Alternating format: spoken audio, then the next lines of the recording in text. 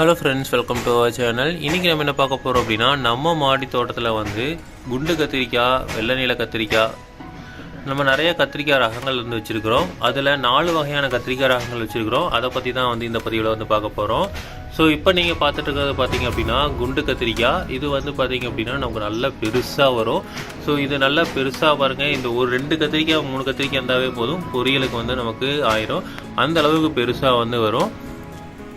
அடுத்தது பார்த்திங்க அப்படின்னா நாட்டு கத்திரிக்காய். ஸோ இது வந்து நாட்டு கத்திரிக்காய், நம்ம ஊரில் நம்ம நாட்டு கத்திரிக்காயை வந்து வளருது. இது பார்த்திங்க அப்படின்னா நமக்கு வந்து நல்லாயிருக்கும்.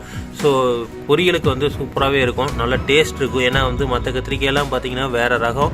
இது பார்த்திங்க அப்படின்னா நமக்கு வந்து நாட்டு ரகம். ஸோ இந்த நாட்டு ரகம் வந்து நம்ம வந்து வச்சுருக்கோம். அடுத்தது பார்த்திங்க அப்படின்னா வெள்ளை கத்திரிக்காய். வெள்ளை கத்திரிக்காயிலேயே வந்து வெள்ளை நீல கத்திரிக்காய் ஒன்று இருக்குது. அதே மாதிரி வெள்ளை இதில் வந்து குண்டு கத்திரிக்காய் இருக்குது. இது பார்த்திங்க அப்படின்னா வெள்ளை நீல கத்திரிக்காய். ஸோ இது பாருங்கள், பூவே வந்து நமக்கு வெள்ளையாக இருக்கும், ஒயிட் கலரில் இருக்கும். ஸோ இது பார்த்திங்க அப்படின்னா நம்ம வந்து ஒரு ரகம். ஸோ இதுவும் பார்த்திங்க அப்படின்னா நமக்கு வந்து நல்லா பெருசாக வரும். அதனால் வந்து நீங்கள் ஒரு 4 கத்திரிக்காய் 5 கத்திரிக்காய் அந்த போதும் பொரியலுக்கு வந்து நமக்கு சூப்பராக இருக்கும்.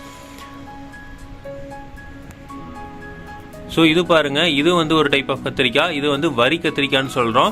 இதுலேயும் பார்த்தீங்க அப்படின்னா குண்டா வரும், ஆனால் வந்து வரி கத்திரிக்காயாக இருக்கும். இது பார்த்தீங்க அப்படின்னா நமக்கு வந்து அடுத்த ரகம். இந்த மாதிரி நம்ம வந்து நிறையா ரகம் வந்து வச்சுருக்கோம். இதுவும் பாருங்கள் பூ பூத்துருச்சு. ஸோ இதுவும் வந்து நமக்கு காய் வரும். இது எல்லாமே வந்து ஆடி பட்டத்துக்கு வந்து வச்சு தான் நல்லா வந்து என்ன இருக்குன்னா இப்போவே வந்து பூ வந்து பூத்துருக்கு.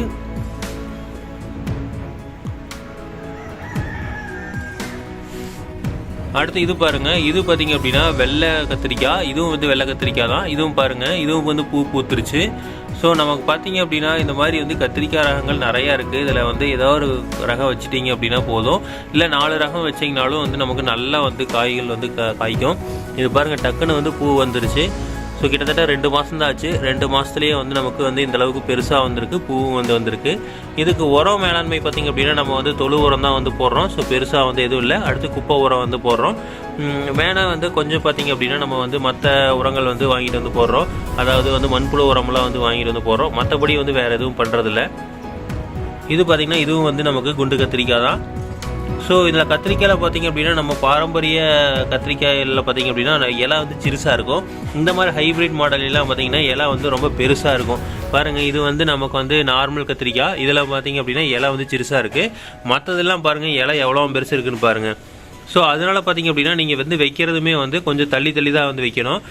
பக்கத்தில் வந்து நம்மளால் வைக்க முடியாது. இப்போ மாடி தோட்டத்தை பொறுத்த வரைக்கும் இந்த மாதிரி இதே வந்து நீங்கள் நிலத்தில் வச்சிங்க அப்படின்னாலும் தள்ளி தான் வைக்கணும். ஏன்னா பெரிய நிலைகள் வந்து வரப்போகுது. ஸோ இதெல்லாம் வந்து கத்திரிக்காயோட வகைகள். ஸோ இதே மாதிரி இன்ஃபர்மேஷன்ஸ் உங்களுக்கு தொடர்ந்து வேணும் அப்படின்னா எங்கள் சேனல் சப்ஸ்கிரைப் பண்ணுங்கள். தேங்க்யூ.